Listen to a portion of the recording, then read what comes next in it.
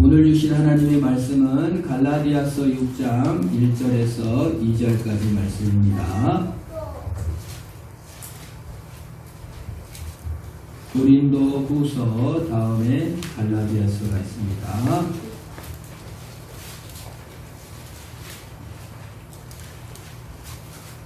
이 절 말씀입니다.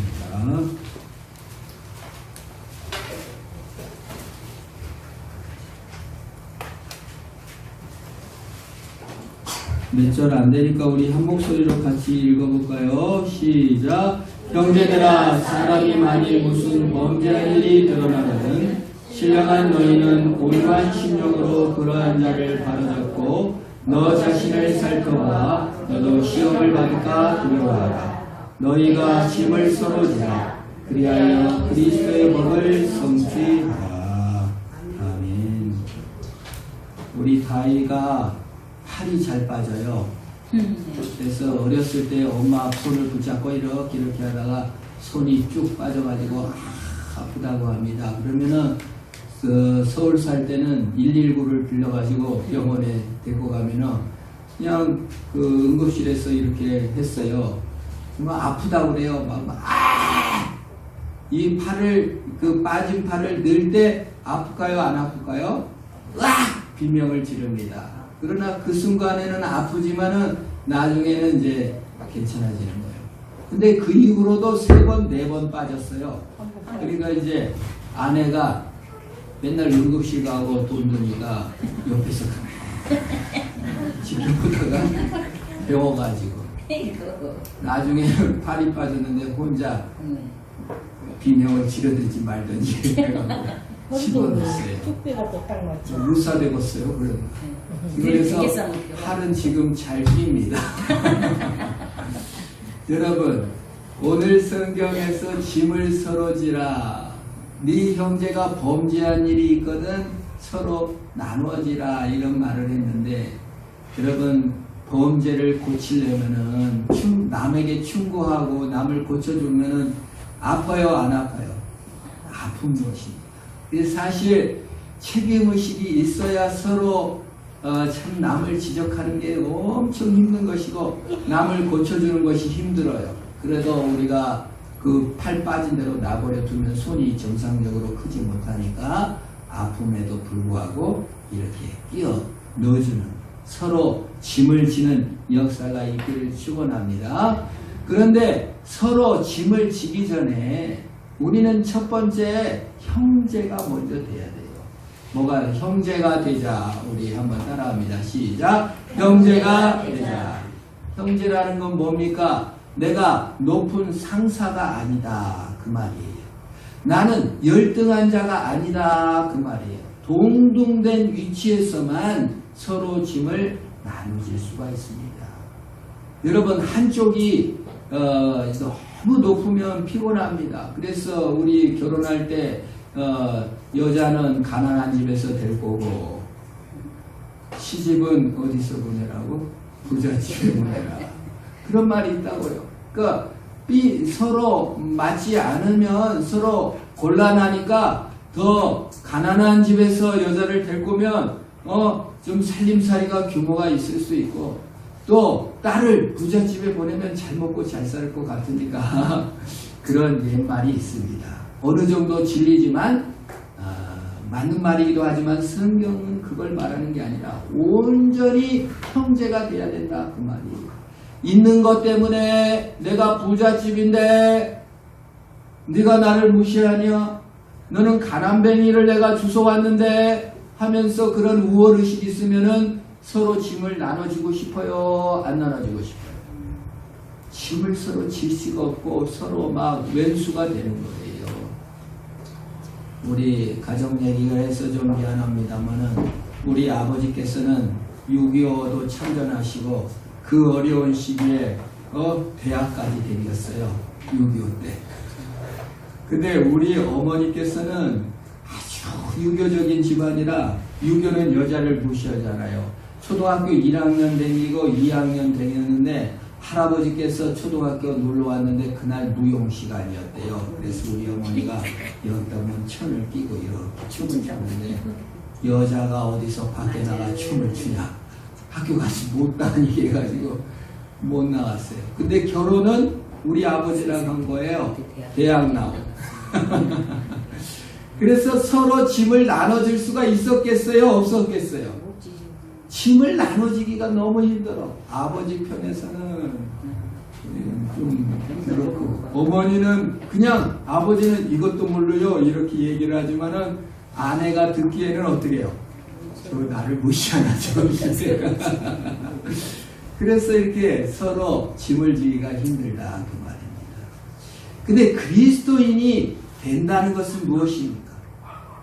우리가 지식을 좀 많이 갖다고 해가지고 남을 무시해도 되고, 내가 좀 부잣집에서 태어났다고 해가지고 가난한 사람을 무시해도 되는가? 그게 아니라 그 말이에요.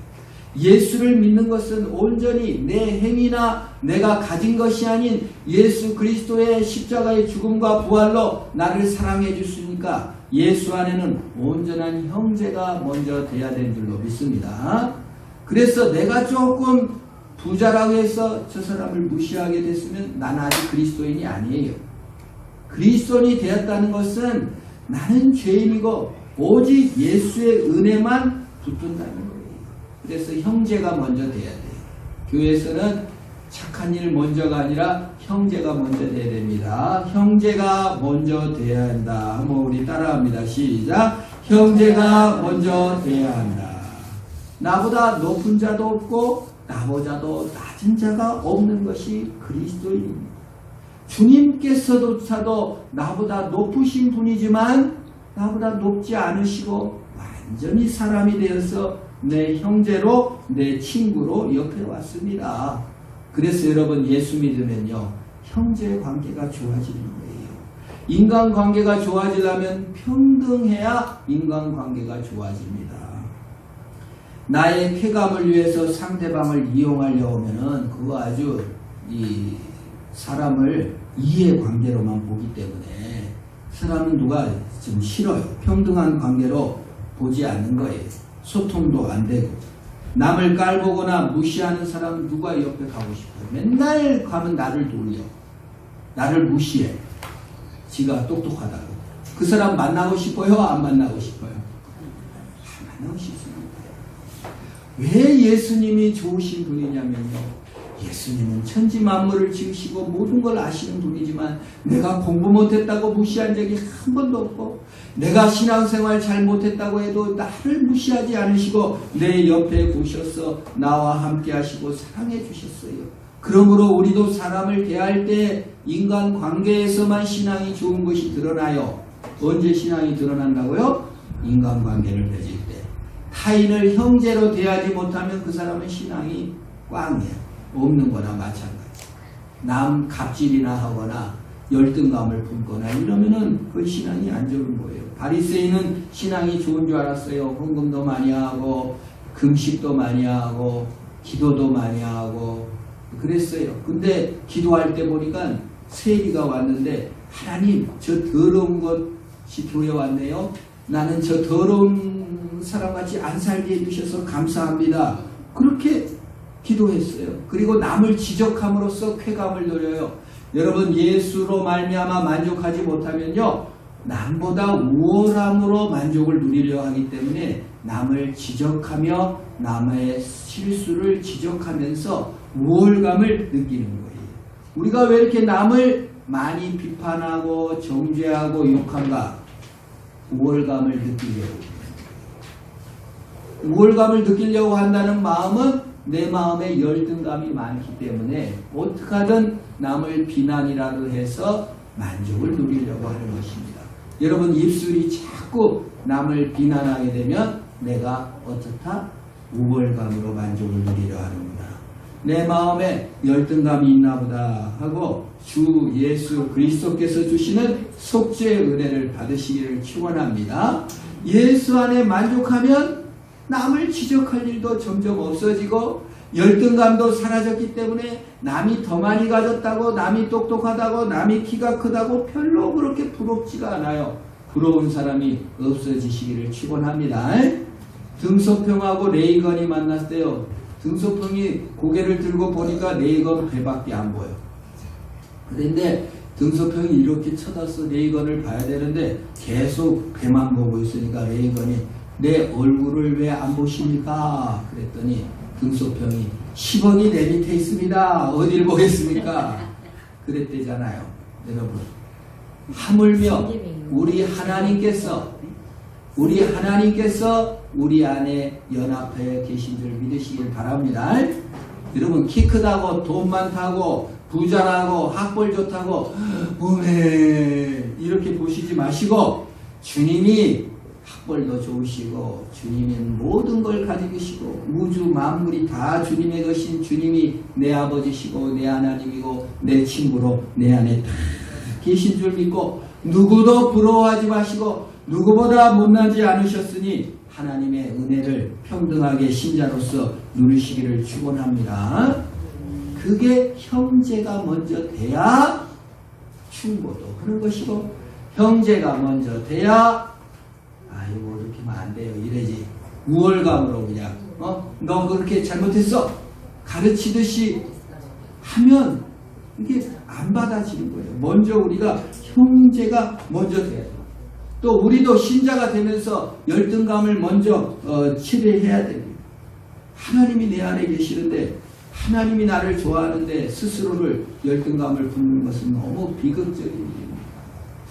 어제 어디서 충청도인가요? 20살, 26살 이런 남자 셋하고 30대 그 4명이 그냥 죽었다는 거예요. 우리 교회 나왔으면 얼마나 좋을까? 26 남자 4명이 그 삶의 의미가 없고 좀 실패하고 패배하고 직장 좀 안 다니게 되고 막 이러면은 자기를 너무 괴롭혀. 하나님이 언제 우리를 그냥 꼭 잘나서 이뻐했습니까? 있는 그대로 사신 주님, 우리 계급의식을 청산할 때 하나님이 우리를 위해 속죄하시고 은혜 주시고 새롭게 하신 줄 믿으시기를 바랍니다. 나보다 우울해야 기쁜 게 아니고 나보다 못해야 괴로운 게 아니에요. 우리 주님이 우리를 사랑하시고 어떤 목마름 어떤 굶주림도 예수 안에서 다 해결해 주셨어요. 그래서 우리가 형제가 된 줄로 믿습니다. 근데 우리가 이제 형제가 돼갖고 서로 짐을 지고 남에게 좀 충고를 하려고 할 때 조심해야 돼요. 사도 베드로는 사랑은 허다한 죄를 덮는다 그랬어요. 일일이 지적하고 비판하고 허물을 말해서는 안 돼요. 그러나 드러나게 죄를 짓는 사람에 대해서 아무 말도 안 하고 있으면 그것도 좀 형제는 아니에요. 예를 들어 어느 분이 그 동네 사는데 우리 집에 놀러 왔어요. 근데 교회를 믿는다고 하니까 고민이 있습니다. 내가 유부남을 사랑합니다. 근데 저도 교회를 댕겨요. 그 남자 없이는 못 살겠어요. 그 남자도 장로님이에요. 그러면은 제가 뭐라고 대답해야 되겠어요? 알아서 하세요. 이래야 되겠습니까? 안 된다고 해야지. 안 된다고 해야 되겠어요? 안 해야 되겠어요? 안 된다고 할 수 있어야 됩니다. 어떻게 간음을 목사가 권장할 수 있겠어요?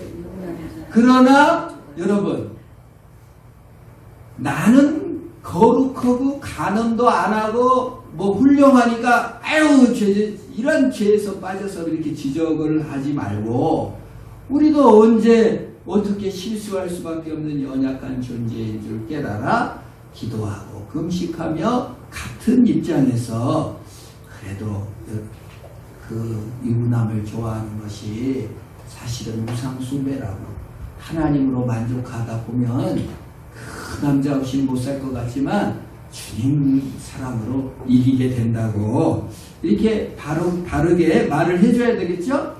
그래서 성경은 온유한 심령으로 그러한 자를 어떻게 해라? 바로잡아라.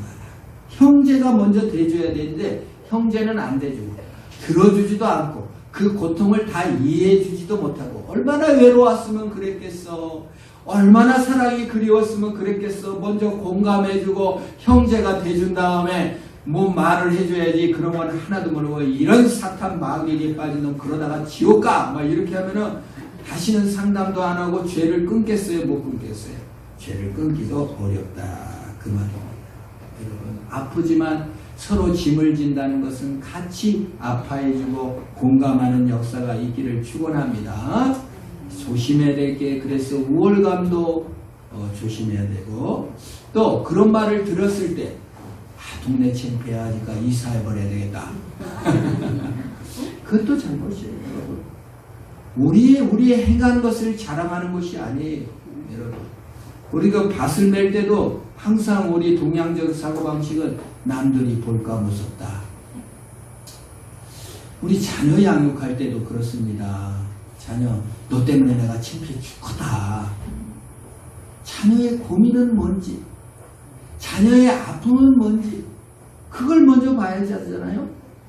옆집 갈 때 동네 창피한 걸 먼저 보는 게 아니라 내 슬픔이 무엇이고 내 고통이 무엇인지가 더 중요한 것이지, 이웃 보기에 부끄러워서 밭을 메고 앉았으면 되겠습니까?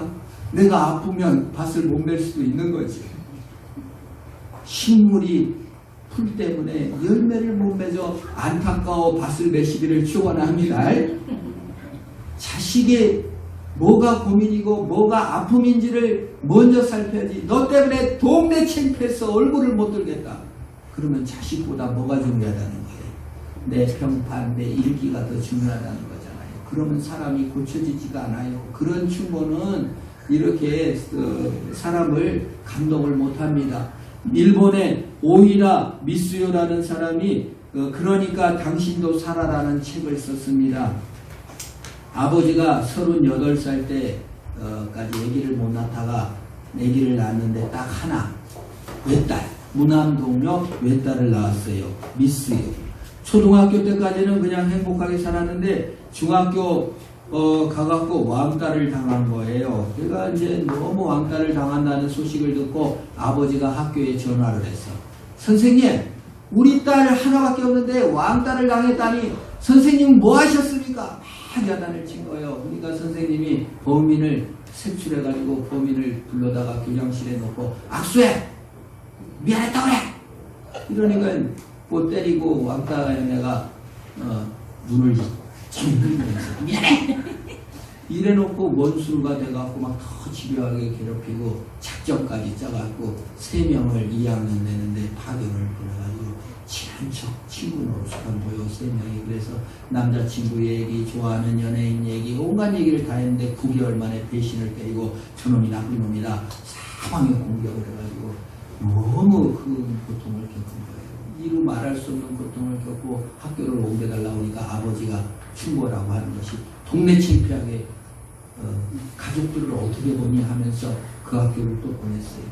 그러니까 너무 고통스러워서 이렇게 할복을 했는데도 불구하고 그 선생님도 와가지고 희죽거리고 그 피해 가해자들도 와서 자기를 인정해주지 않는 거예요. 전학을 그렇게 원했는데 아버지가 그 자녀의 고통이 뭔지 그건 묻지 않고 이제 우리 설날 어떻게 가족들 보냐 이런 것만 따지니까 부모에 대한 신뢰를 잃고 친구에 대한 신뢰를 잃고 대방감에 이제 그 오토바이 족들 따라다녔는데 오토바이 족에서도 갈등을 일으켜가지고 오토바이 족에서도 왕따를 당하고 그래서 자기가 선택해서 그 조폭 그 두목하고 결혼을 했어요.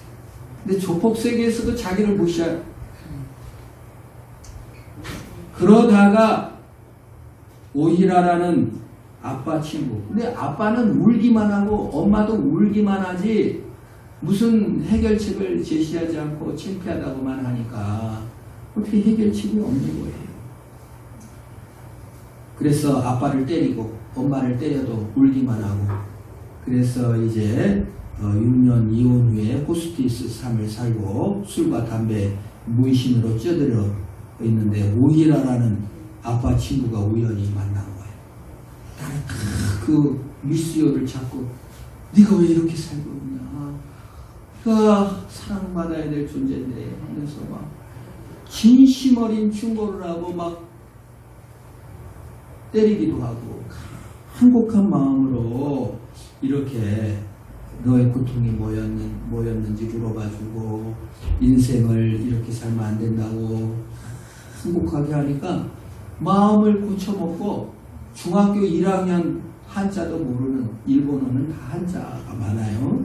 그때 공부를 해가지고 사법고시 합격해서 변호사가 됐어. 근데 아버지 성을 자기는 따를 수가 없다.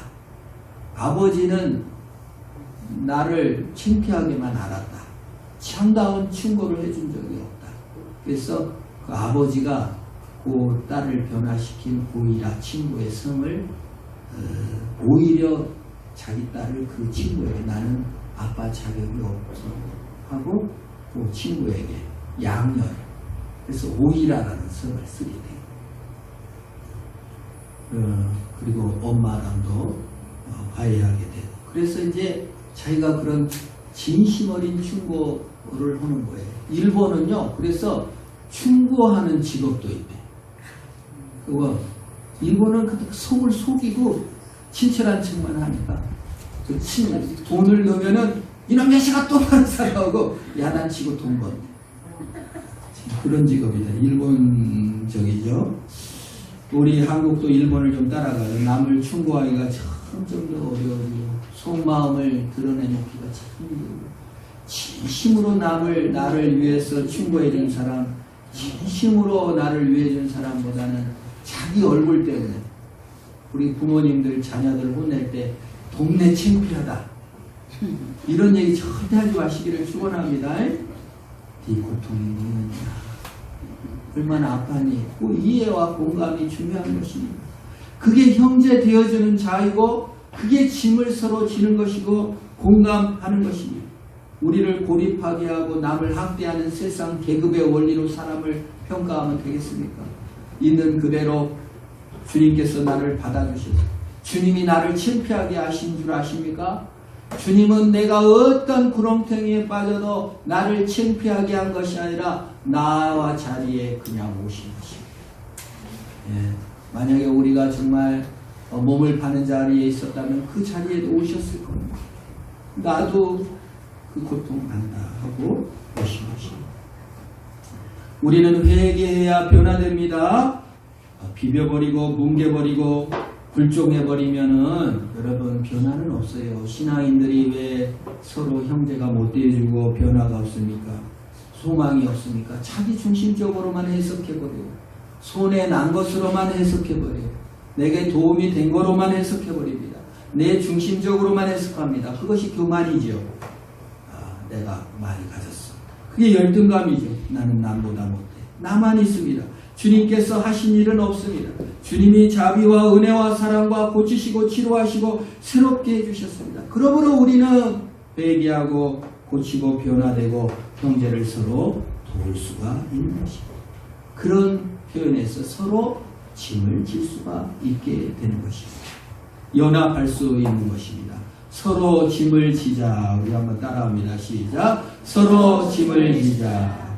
신령한 너희는 서로 짐을 지어서 그리스도의 법을 성취하라고 갈라디아에서는 얘기하고 있습니다. 서로 짐을 지는 건 뭡니까? 우리 어렸을 때는 상여를 메고 가요. 상여를 꽃상여. 여러분 꽃상여 보셨어요? 젊은 사람들은 못 봤을 거예요.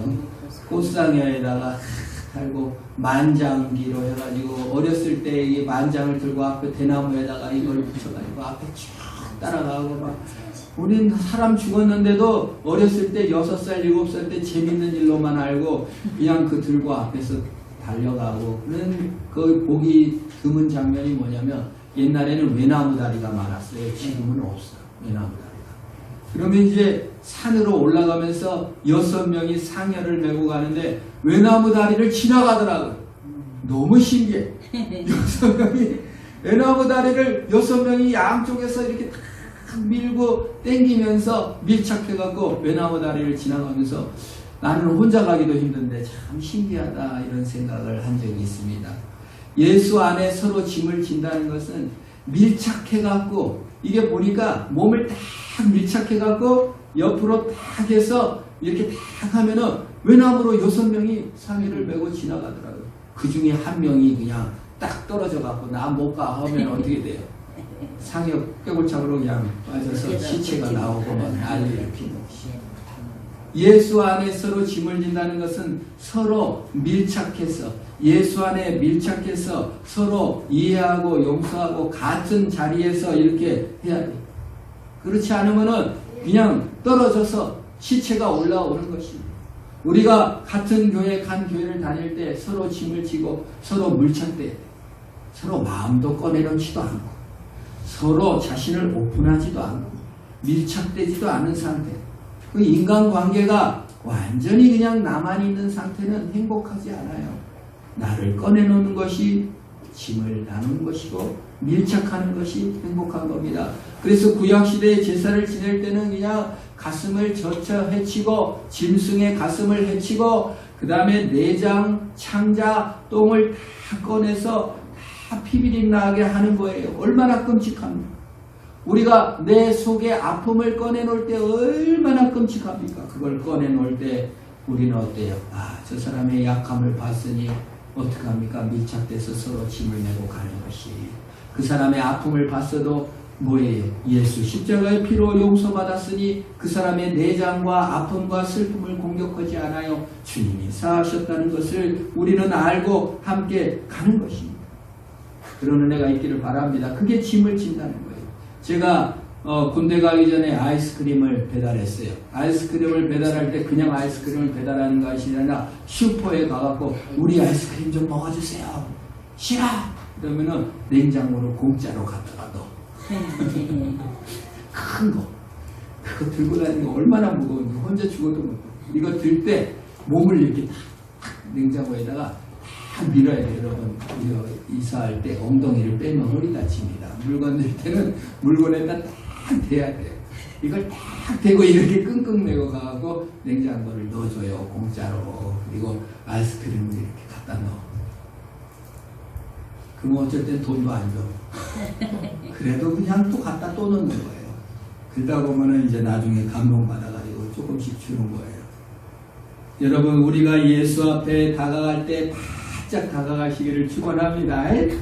다른 사람과 짐질 때 다른 사람이 가까이 가야 돼요. 물리적, 정서적, 영적으로 상대의 짐을 분담해야 됩니다. 그 사람이 뭐가 필요한지, 뭐가 아픈지 이렇게 서로 밀착되게 해야 서로 짐을 지는 것입니다. 예수님께서 뭐라고 말씀하셨습니까? 수고하고 무거운 짐지자들아 다 내게로 오라. 내가 너희를 쉬게 하리라. 그 말은 뭐예요? 예수님께서 나와 함께 하시겠다. 나와 밀착하겠다. 너의 고통이 뭔지 알겠다. 그 말이에요. 그걸 갖다가 무슨 새로운 1등 만들어 준다는 게 아니라 같이 짐을 지고 가시겠다는 거예요. 그래서 나의 멍에는 배유가 쉽고 가볍다 그 말이에요. 그리스도의 발자취를 따라 남의 짐을 서로 지는 역사가 있기를 바랍니다. 자기 짐을 자기 놔두는 게 아니에요. 여러분, 내가 아무리 잘 살아도요 배 타고 가는데 누가 배 밑에다 구멍을 뚫어. 나는 깨끗해. 나는 죄를 안 져. 아무리 내가 훌륭하게 살아도 어떤 미친놈이 가서 배 밑에다가 한 마루 구멍 뻥뻥 뚫어놓으면 난 죽어요, 살아요? 같이 물에 빠져 죽는 거예요. 같이 짐을 져야 돼요. 옆에 성도가 아파하면 같이 아파하는 것이고 같이 느끼는 것이고 그리스도의 사랑으로 같이 나가는 것입니다. 각자 짐을 지려면 먼저 서로 짐을 지기 위해서 먼저 각기 자기 짐을 져야 됩니다. 만약에 자기 짐을 지지는 않고 남의 짐만 자꾸 공격하면은 그 사람은 아무도 올바른 짐을 질 수가 없는 거예요. 정말 이상한 게 되죠. 그거는 성경에 뭐래요? 누가 아무것도 되지 못하고 된 줄로 착각하는 자라고 오늘 3절에 얘기하고 있는 것이에요. 만일 누가 아무것도 되지 못하고 된 줄로 생각하면 스스로 속입니다. 자기 짐도 제대로 못 지면서 주 그리스도께서 주신 자신의 사명을 감당해 나가는 것이 먼저인데 남의 짐만 고쳐주려고 하는 것은 옳지 못하다라고 성경이 우리에게 가르쳐주고 있는 것입니다. 오늘 사는 성도 여러분, 우리 주님께서 우리 모두를 형제로 부르신 줄 믿으시기를 축원합니다. 예수 그리스도께서도 형제로 존재하셨어요. 혼자가 아니라. 그래서 우리 신자들은 교회에서 신앙생활을 하도록 되어 있는 것입니다. 옆에 사람을 주신 거예요. 여러분들의 자녀를 주신 거예요. 그분은 예수를 담을 그릇들이시며 내가 사랑해야 될 형제인 줄 믿으시기를 바랍니다. 내가 그보다 우월하다고 하는 생각하는 순간 나는 갑질을 하게 될 것이고 분노하게 될 것입니다. 내가 그보다 못하다고 생각하는 순간 시샘을 하고 부러워하게 될 것이요 자신을 망치게 될 것입니다. 우리 주께서는 형제를 확인하여 서로의 짐을 지라고 우리에게 말씀하고 계십니다. 왜요?